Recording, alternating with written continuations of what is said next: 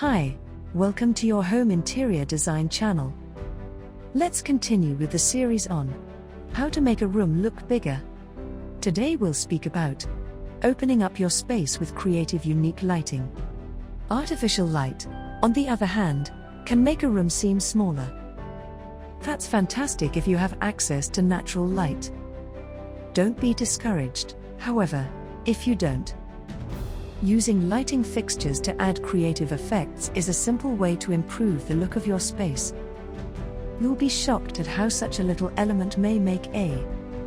If you have access to natural light, bringing it inside through big windows will immediately connect the room with the outside world, removing any boundaries.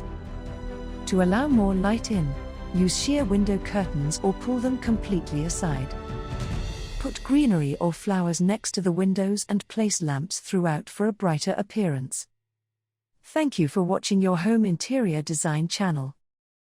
For more information, please visit us at www.decordecor.org.